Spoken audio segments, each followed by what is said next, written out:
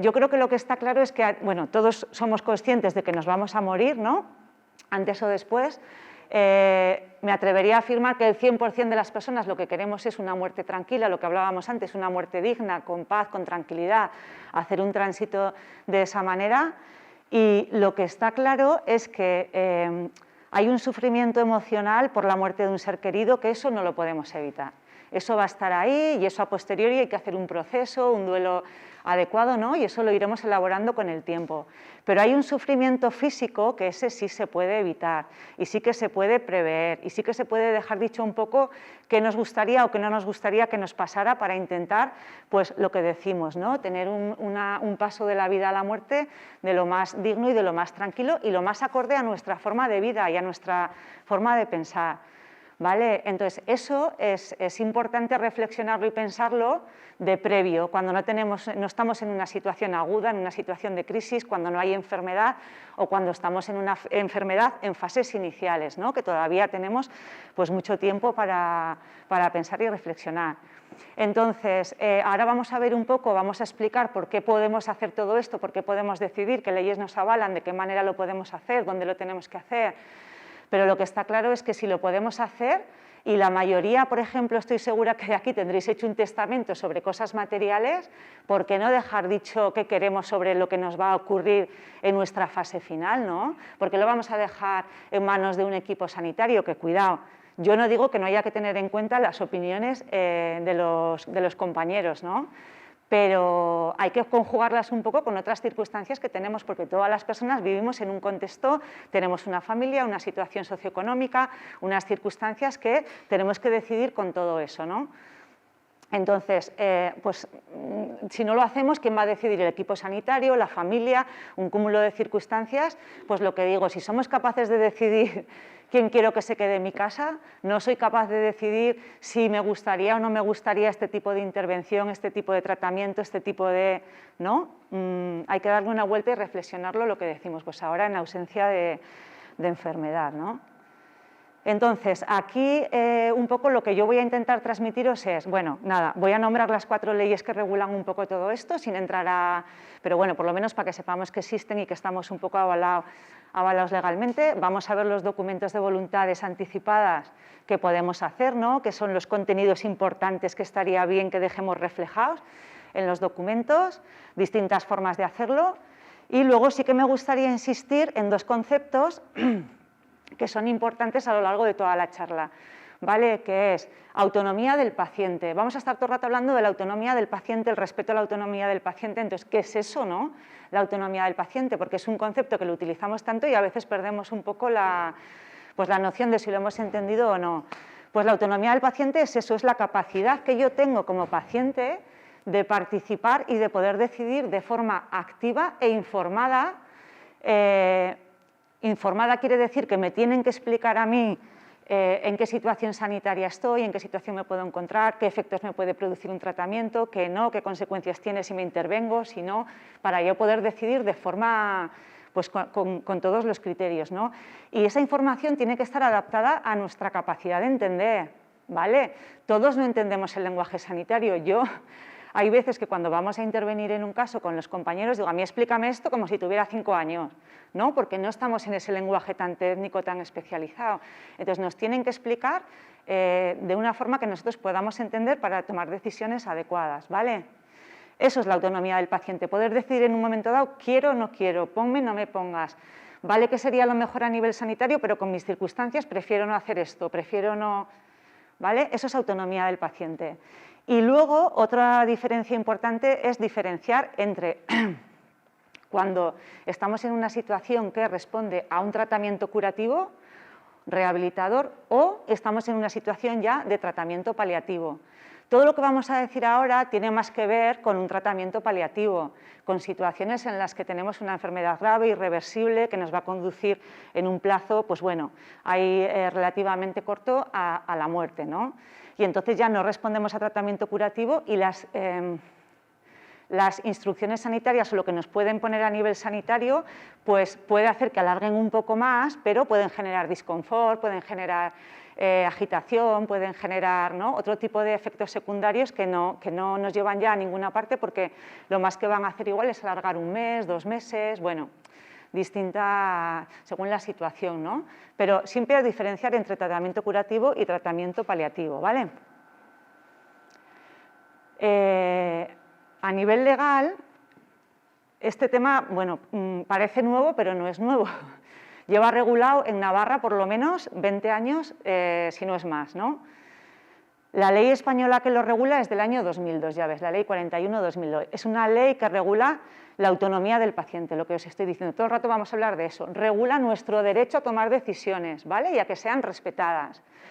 ¿Cómo regula eso? Pues con el consentimiento informado, ¿no?, que es una figura que ya os suena, porque cada vez que vais a hacer una intervención o una prueba más invasiva, ¿no?, que puede conllevar más riesgos, os dan un consentimiento informado para firmar. Pero eso es un modelo de consentimiento informado por escrito, pero lo hay oral también, y eso lo estamos haciendo cada día en la consulta. Cada vez que vamos al médico y le planteamos una situación, pues yo qué sé, por ejemplo, estoy cansada, no sé qué me pasa, tal, y te dice, pues te voy a hacer una analítica a ver cómo tienes el hierro, a ver si... Y nosotros decimos que sí, vale, eso ya es un consentimiento informado, ¿no? Y nos respetas y le dices, no, una analítica no, que no quiero, pues no te la hace. Hay consentimientos informados que son orales, ¿no?, los más generales, los que no conllevan riesgo, y hay otros que son por escrito. Bueno, pues entonces esta ley a nivel de España regula que tenemos derecho a decidir, ¿vale?, sobre esos aspectos, y además dice que todas las comunidades autónomas lo tienen que regular y genera un documento de instrucciones previas. Hay muchas formas de llamar a esto, ¿vale? A nivel estatal se llama documento de instrucciones previas, aquí documento de voluntades anticipadas, testamento vital, hay muchas formas de llamarlo, pero al final estamos hablando de lo mismo. Entonces, esta ley animaba a todas las comunidades autónomas a regular, ¿no?, en su propia comunidad esto. Navarra, pues por lo que sea, ya lo tenía regulado, ya había una ley que regulaba voluntades anticipadas. Y con esa ley seguimos hasta el 2010, que modifican, se crea la Ley de Derechos y Deberes de las Personas en materia de salud, y esa ley pues anula la anterior, vuelve a añadir las voluntades anticipadas en este documento y bueno, pues va regulando otra vez lo mismo, ¿no? Pero vuelvo a decir lo mismo, ¿qué derecho tenemos en el ámbito de la asistencia sanitaria? A que se nos exija consentimiento, a que se respete nuestra voluntad y a que podemos decidir qué queremos que nos ocurra, tanto ahora que podemos expresarlo como si lo dejamos dicho en un documento de voluntades anticipadas, a que se respete. Porque el documento de voluntades anticipadas lo que va a hacer es reflejar lo que nos gustaría que nos ocurra si en ese momento no lo podemos decir verbalmente. Yo puedo tener un documento de voluntades anticipadas y cuando estoy en una fase ya más grave e irreversible, tengo conciencia plena para poder decidir, no hace falta ir al documento, van a hablar conmigo y me van a preguntar a mí. Solamente es para el supuesto en el que yo no tuviera capacidad de expresarme o de decidir en ese momento. ¿Vale? Navarra también tiene otra ley sobre derechos y garantías de las personas en el proceso de muerte. O sea que en ese sentido estamos bastante regulados. Y no solamente habla de nuestros derechos, habla de las obligaciones de los profesionales sanitarios, que eso es importante, que lo conozcamos también desde la otra parte, ¿vale? Y habla también de las obligaciones de las instituciones públicas y privadas en el proceso de muerte. Si queremos pues, morir acompañados y que, no sé, a veces pues, facilitar un poco la intimidad, habitación individual, se puede solicitar un apoyo emocional, alguien quiere llamar al párroco, al cura, alguien quiere, ¿no? Cada uno dentro de su forma de vida y de sus creencias pues puede ir solicitando y todo eso está regulado, ¿vale? Y ya para acabar con la legislación, la última la he querido poner aquí porque esto sí que genera un poco, bueno, lo comentábamos antes al principio, ¿no? Que la eutanasia a veces pues, genera un poco como de conflicto con lo que sería el documento de voluntades anticipadas, ¿no? La eutanasia es una ley que se reguló en el 2021, en marzo, hace ya casi un año. Voy a beber un poco porque se me está...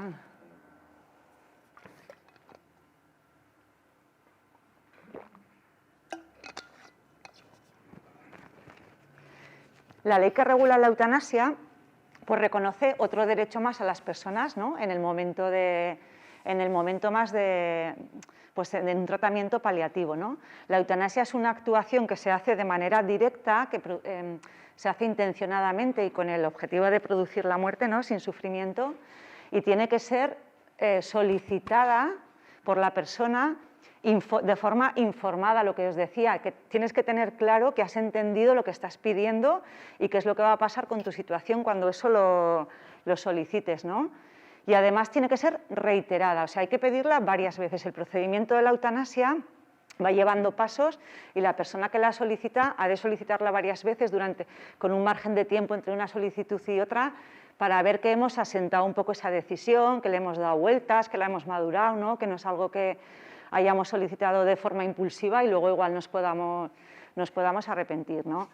Sí que hay que tener claro que esto siempre se da en un contexto, bueno, en un tratamiento paliativo, en un contexto de sufrimiento, ¿no? Y siempre ante una enfermedad o padecimiento incurable, ¿vale?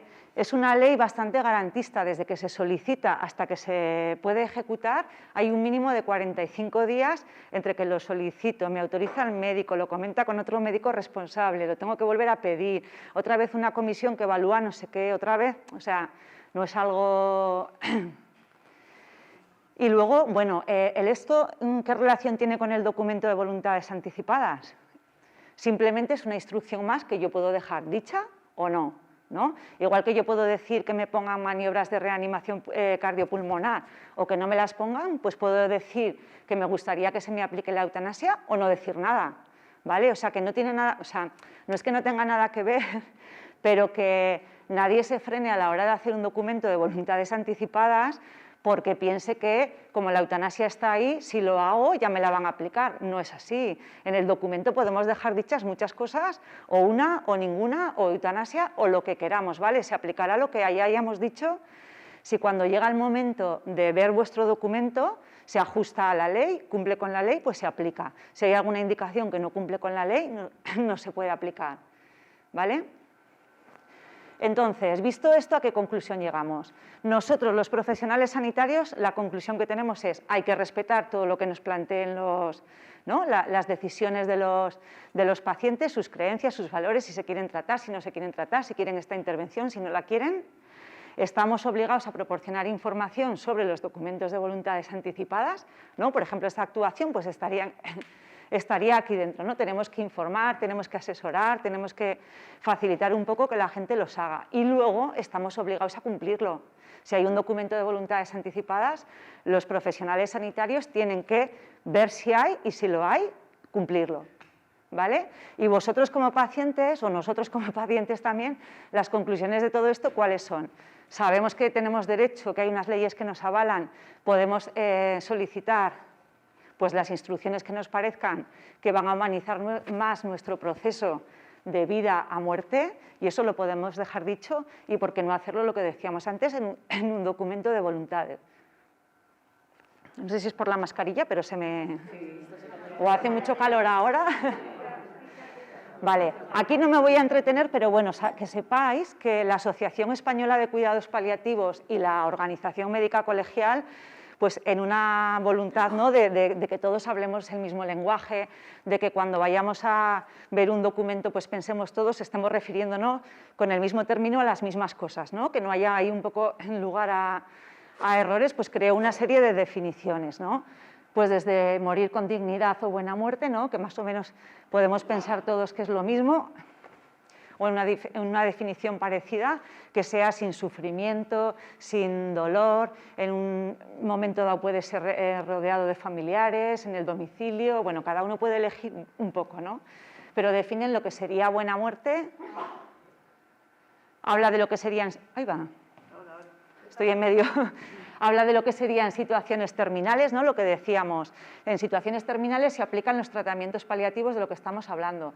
Pues, por ejemplo, en pacientes oncológicos pues, establecen un poco un pronóstico vital menor a 6 meses, en otros pacientes en situación terminal no oncológicos habrán de 6 a 12. Bueno, ellos van regulando distintas cosas, ¿no? Sedación paliativa para evitar sufrimiento y dolor, obstinación terapéutica, que es lo que hemos visto en el vídeo, un empeño exagerado en aplicar unas... medidas desproporcionadas, ¿no? Cuando no es lo que quiere el paciente, Lo contrario, que también existe, abandono terapéutico, cuando no se están tratando bien los síntomas, cuando no se está teniendo en cuenta y eso produce sufrimiento, cuando se tiene un poco, pues, no atendida la situación de forma correcta, ¿no? La limitación del esfuerzo terapéutico sería encontrar como una especie de equilibrio entre ambas, ¿no? Donde podamos, lo que decimos, respetar un poco y tener en cuenta los deseos del paciente y de esa manera o aplicar o no aplicar instrucciones que ellos quieran, ¿no? Sanitarias. Dos definiciones que las he querido poner aquí por lo que decía, ¿no? Por igual la controversia que ponen, el suicidio asistido médicamente y la eutanasia. Esto hasta marzo del año pasado estaba penado por ley. Ahora está autorizado, pero hay que cumplir, pues, lo que decimos, los requisitos de la ley y demás. Prácticamente, o sea, son dos versiones de lo mismo, ¿no? El suicidio asistido es una variante de la eutanasia en la que el médico te va a aplicar un fármaco que tú mismo te lo puedes administrar, y la eutanasia pues te lo aplican directamente los profesionales sanitarios. ¿Vale? Vale, pues un poco contextualizado todo esto, si yo ahora, teniendo claro que quiero hacer un documento de voluntades anticipadas, ¿qué haría, no?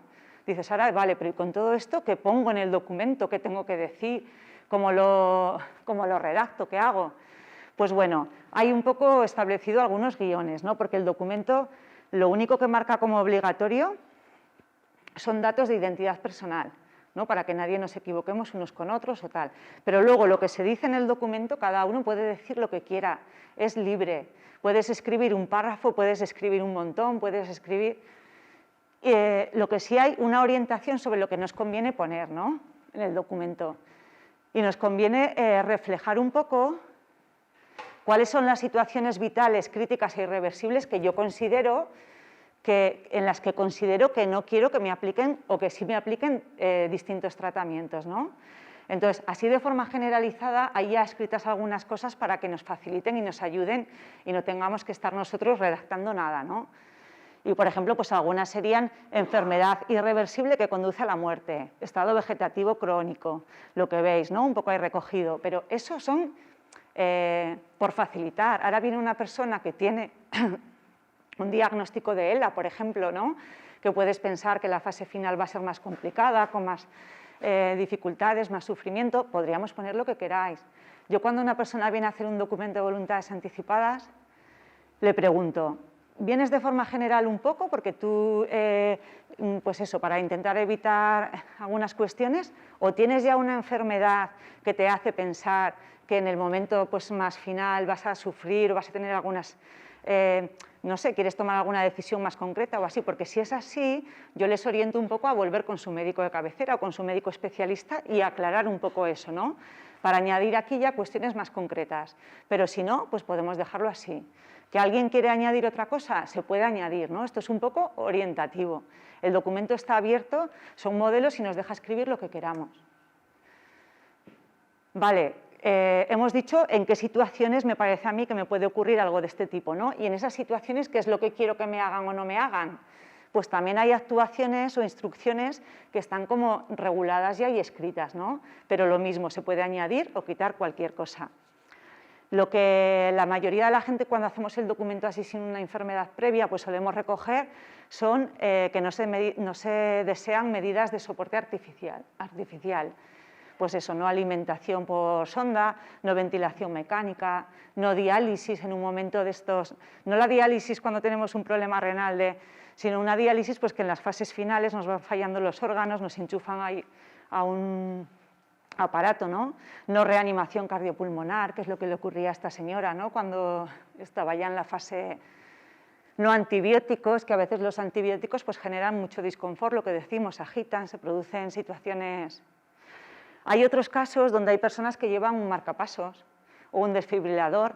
Puedes dejar dicho que si llegas a una situación de un estado vegetativo crónico, de una demencia grave en un estadio muy avanzado, pues que te lo desprogramen, ¿no? Porque si es lo único que te está haciendo funcionar, igual prefieres que eso se pueda quitar. En general, lo que se busca es un poco, pues eso, cualquier instrucción que garantiza o que hace lo posible por intentar el sufrimiento físico y mental del paciente que está en la fase de pasar de vida a muerte, ¿no? Y ahí, como veis, he añadido la eutanasia, porque la eutanasia es una instrucción más. Tú, si quieres, puedes hacer un documento donde digas estas cosas y no digas nada de la eutanasia, porque no creas en eso, no quieras que te la apliquen. No es necesario, o sea, cada uno dice lo que quiere. Por ejemplo, en esta parte del documento, pues ocurre con los testigos de Jehová, que ellos tienen unas indicaciones concretas sobre transfusiones sanguíneas, sangre completa o no completa, tal. Pues ahí, por ejemplo, otras veces añadimos cosas de ese tipo. Entonces, cada uno podría poner o quitar lo que le viniera bien, siempre que cuando llegue el momento de aplicarlo esté de acuerdo a la ley, suficiente, ¿vale? Se puede dejar dicho también qué puede ocurrir con mi cuerpo después de morir, que se puede hacer donación de órganos o donación del cuerpo completo, pues para trasplante, para la ciencia, para investigación, lo podemos dejar dicho, pero si solamente es una donación de órganos, pues seguramente no va a haber ningún problema, porque siempre va a haber un receptor que esté encantado, si es compatible con tu órgano, ¿no?, de recibirlo y de que le hagan un trasplante y de tener una oportunidad en la vida, otra oportunidad. Pero el tema de la donación del cuerpo ya es más difícil. No por el hecho de haberlo dejado dicho aquí, si alguien tiene intención, se resuelve. Hay que hacer un documento paralelo con el receptor, que yo en este caso solamente conozco en Navarra la clínica universitaria, ¿vale?, que utiliza para investigación y para docencia y demás. Entonces habría que ponerse en contacto con ellos de previo, a la vez que se hace el documento, contactar y hacer un documento paralelo de donación del cuerpo, ¿vale? Pero bueno, ahí se puede dejar dicho. Y luego otra cosa importante que se recoge en el documento, que no es obligatorio, pero que conviene recogerlo, es la designación de representante, ¿vale? ¿Eso qué es? Es designar, determinar, nombrar a una persona para que el día que haya que hacer uso de o aplicar mi documento de voluntades anticipadas, pues se constituye un poco como el interlocutor con los equipos sanitarios, ¿no? Que sea un poco, pues eso, el que dice, oye, no, mira, que mi madre tenía este documento, si por si acaso no lo han mirado, que tenemos la obligación de mirarlo, ¿no? Ya lo hemos dicho, pero por si acaso, pues es un poco como el interlocutor. Y esto es bueno para el paciente y para los equipos sanitarios también, porque hay veces lo que os decía al principio, que los hijos a veces no están de acuerdo con que sus padres hagan esto. Yo me encuentro de todo, ¿no?, cuando vienen a hacer documentos. Entonces dice, ay, he puesto esto, pero me ha dado el DNI, pero no estaba muy convencido, no. Y cuando llega el día D, si hay varios hijos, a lo mejor uno está de acuerdo, otro no, otro. Si está el documento y hay un representante que va a velar un poco por lo que hemos decidido nosotros, pues es aconsejable, vamos. No es obligatorio, pero yo, si alguien va a hacer un documento, le animaría a que nombre designación de representante. No le implica al representante nada más allá que poner el dato y la copia, los datos de identidad, la copia del DNI, y el día que sea a futuro, pues un poco ser el interlocutor con los equipos que van a tratar a la persona. En el documento así modelo orientativo del Gobierno de Navarra se permite poner hasta 2. ¿Por qué? Porque a veces pues ponemos a nuestro afín, ¿no?, a tu pareja, a tu marido, a tu mujer, y puede ser que llegado el día pues no esté, se haya ido antes que nosotros. Entonces hay opción de poner un segundo representante por el supuesto en el que el primero pues no estuviera disponible, ¿vale? Vale, entonces, ya hemos visto, estamos súper convencidos, lo queremos hacer, sabemos qué situaciones quiero reflejar, qué es lo que quiero que me apliquen, qué es lo que no quiero que me apliquen, y entonces, ¿dónde lo escribo o cómo cojo el documento o cómo lo hago? ¿Vale? Pues hay distintas formas de hacerlo. La más fácil es ante funcionario público, ¿vale? Pero yo os voy a contar las 3 que hay, por si acaso alguien tiene algún problema o tiene alguna dificultad o le supone, pues bueno, no quiere venir al centro de salud o lo que sea, ¿vale? Una de las formas de hacerlo es ir al notario. Igual que vamos a hacer un testamento de los temas materiales, podemos ir a hacer un testamento vital. ¿Cuál es la pega? Que hay que pagar. Y en el centro de salud es gratis. En el notario, pues entiendo que 80, 90, 100 euros, un poco, ¿no? Y no estaría resuelto todo el procedimiento. Luego os explico por qué. Pero bueno, es una opción que a alguien le puede... ¿Sí? No sabe cuándo, ¿no? Tú al notario le dices, pues como igual puedes decir en el centro de salud.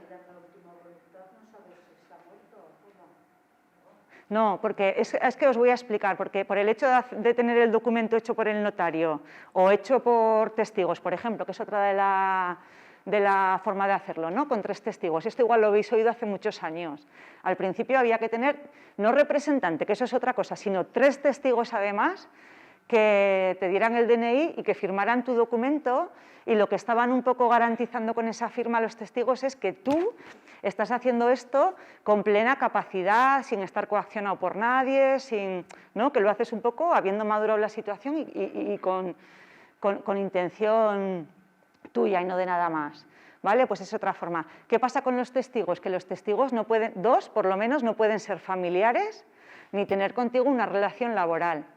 Entonces, pues bueno, era ya un poco más farragoso, porque tenías que empezar a buscar amigos o gente de tercer grado, o, ¿sabes? Un poco así. La tercera opción es ante funcionario público, ¿vale? Que es la que os digo que es más fácil. Ante funcionario público, ¿cómo lo podemos hacer?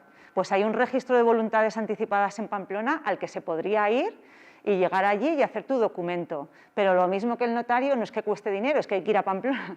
Y salvo que queráis echar un día, ¿no?, de pasar el día, me voy, hago y tal, pues no es lo más cómodo, la verdad. Pero es una opción. Ir directamente, como si fueras a una consulta al médico, pues vas a hacer tu documento de voluntades anticipadas. Y la otra opción de hacerlo ante funcionario es venir al centro de salud. ¿Vale? En el centro de salud, pues esto está asignado a los trabajadores sociales, ¿vale? Nosotros somos quien tendríamos que gestionar todo el papeleo. La función que tiene el notario y los testigos, que es garantizar que tú haces esto de forma libre, sin estar coaccionado, habiendo madurado un poco la decisión, pues en el centro de salud le tenemos los trabajadores sociales. ¿Vale? Entonces nosotros hacemos varias entrevistas antes de formalizar del todo un documento de voluntades, y si vemos que hay algún episodio, qué sé yo, un episodio de salud mental o de un deterioro cognitivo, pues ahí tenemos que hablarlo con el médico, ¿no?, para asegurar que en ese momento que se está haciendo el documento se está haciendo sin ninguna presión y sin ninguna cosa, ¿vale? Entonces, vendríais al centro de salud y yo siempre digo que hacen falta 2 cosas, las ideas claras, que eso doy por hecho, que todo el mundo que viene más o menos las tiene, ¿no? Porque en la medida ya en que te planteas venir a hacer el documento de voluntades anticipadas es porque ya le has dado unas vueltas al tema, ya más o menos sabes de qué va la cosa y sabes lo que quieres. Pero aún así, bueno, allí volvemos a retomar otra vez y volvemos a hablar de lo mismo. Ideas claras y DNI, que es lo único necesario. Ni hay que pagar, ni hay que ir a Pamplona, ni hay que hacer nada de nada, ¿vale? Yo lo que os digo, hay distintos modelos por facilitar que las personas no tengan que estar escribiendo, y yo os explico los que hay, ¿no? Hay uno que es del Servicio Navarro de Salud, hay otro que es de la Asociación Derecho a Morir Dignamente, hay otro de la Conferencia Episcopal, ¿no?, más de tema un poco religioso o así. Yo os ofrezco la posibilidad de ver los 3, o, ¿no?, un poco de barajar, y hay gente que me dice, no, este ni me lo enseñes, que no... ¿no? El de la Iglesia no, que no quiero saber nada, o el de la asociación no, ¿qué tal? O dame el del Gobierno de Navarra, que yo el del Gobierno de Navarra. Cada cual un poco, así a priori, pues decide. La realidad es que pone casi lo mismo de distinta manera, un poco más expresado, un poco menos, pero de forma general pone pues un poco lo principal en los mismos, ¿no? Y luego, como os he dicho, que podemos añadir, quitar, poner lo que queramos, pues bueno, es como un documento de partida, ¿vale? Luego ya de ahí añadimos. Y lo que os digo, si alguien quiere elaborar el suyo propio, ningún problema. También alguna vez hemos tenido alguno que es un párrafo en el que una persona dice, ¿no?, hace muchos años, cuando llegue el momento de si está aprobada la eutanasia, quiero que se me apliquen. Ya, ese es el documento, ¿no? Puede ser. Cada uno puede escribir lo que quiera, pero si no, es tan sencillo como coger los que hay ya elaborados y si queremos cambiar algo, pues añadimos. Que no, sin problema. ¿Qué hay que hacer? Lo tiene que firmar el otorgante, que el otorgante es la persona que lo hace, y si se ha designado representante, pues el representante también lo tiene que firmar. Imprescindible la firma de los 2 y el DNI de los 2. O si hubiera 2 representantes, pues el de los 3, ¿vale? Siempre DNI y firmar. Lo que preguntaba ella, no sé cuál de ellas, ¿cómo sabe el notario que yo tengo un documento? El notario sabe que tienes un documento porque tú lo has elaborado con él, ¿no? Igual que sabe que tienes una casa o una finca o una propiedad que se la quieres dejar a no sé quién, porque tú vas y se lo dices lo que quiere. El problema es cómo saben los equipos sanitarios que tú has hecho un documento con el notario y si llega el momento de atenderte y de aplicarlo, ¿cómo lo saben, no? Pues tanto el del notario como el de los testigos, como el que hacéis conmigo en el centro de salud, tiene que llevarse a un registro de voluntades anticipadas de Navarra, ¿vale? No sirve, o sea, me ocurrió una vez, por ejemplo, que vino una persona y dice, oye, que yo hice mi documento hace muchos años y quiero ver si todavía sirve, porque tal, porque cual. Empezamos a mirar, a consultar y el documento no estaba por ningún sitio. Digo, ¿pero lo has hecho aquí en el centro de salud o cómo lo has hecho? ¿Por qué no? Y no, lo hice en el notario. Y en el notario, ¿y luego qué hiciste con él? Y dice, pues lo tengo guardado, ¿no? Entonces lo tenía muy bien guardado, pero nadie sabía que tenía un documento y nadie le podía aplicar las decisiones que había tomado. Entonces, los tres documentos, el del notario, el de los testigos o lo que podáis hacer conmigo, lo tenemos que registrar en un registro de voluntades anticipadas en Navarra. Eso es firmar una solicitud como una instancia, adjuntar el documento y enviarlo, ¿vale? Si no está registrado ahí, no sirve para nada. O sea, no consta en ningún sitio y nadie lo va a aplicar, ¿vale? Una vez que lo mandamos aquí, pues nosotros, por ejemplo, en atención primaria, lo que es nuestra historia de salud, esto podría ser un pantallazo así de una historia de salud, pues ya cuando venís a hablar del documento de voluntades anticipadas, abrimos un episodio, ¿veis?, donde se refleja. Esto no quiere decir que lo tengáis hecho, esto solo quiere decir que estamos hablando del tema, que os hemos informado, que estáis, bueno, lo que sea, ¿no? Pero una vez que ha llegado al registro de voluntades anticipadas y lo han activado, lo han dado por bueno, uno de los iconos que tenemos en nuestra historia sanitaria, que es este, es un líbrico así con una T, normalmente está difuso, está como sin color, está que no se ve. Pero cuando el registro de voluntades anticipadas lo da por bueno, esto se activa, se pone con color como todas las demás cosas, y el médico que os atiende, que entra a vuestra historia y que os atiende, no tiene por qué ser vuestro médico, cualquier médico. Si tú vienes a urgencias y te atiende el de la tarde, o sea, cualquiera que entre a vuestra historia, médico, puede clicar aquí y se abrirá el documento y lo puede leer, ¿vale? Esa es la forma de que el notario no, de que el equipo sanitario sepa.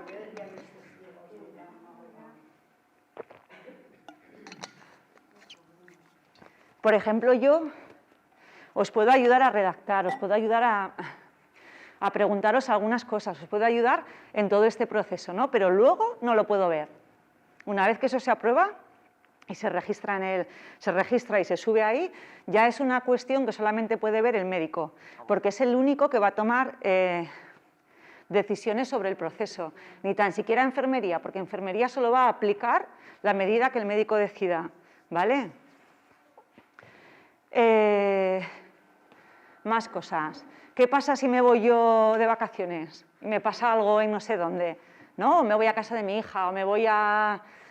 Pues una vez que el registro de voluntades anticipadas de Navarra lo tiene activado, directamente y de oficio comunica al registro de voluntades anticipadas de España, ¿vale?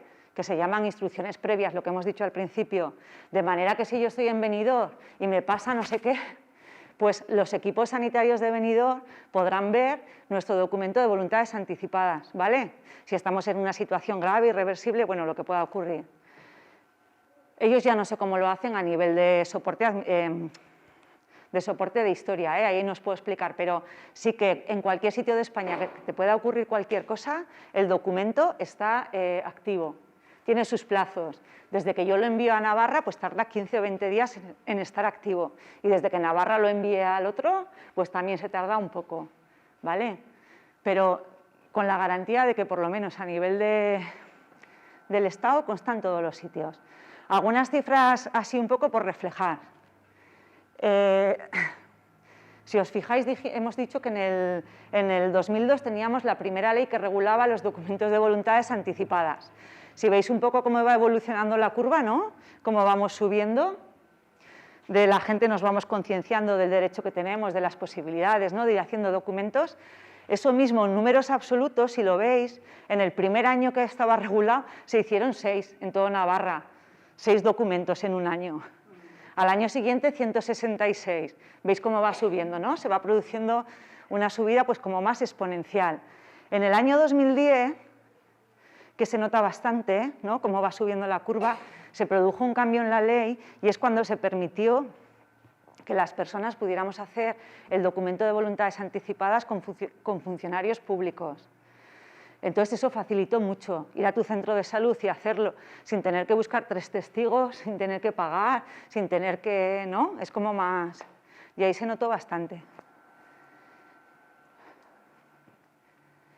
Esto es un reflejo de esa curva que hemos visto, era hasta el año 2016, de la diferencia de documentos entre hombres y mujeres. ¿Vale? Los hombres los azules, las mujeres los rojos. Hay una diferencia significativa, ¿no?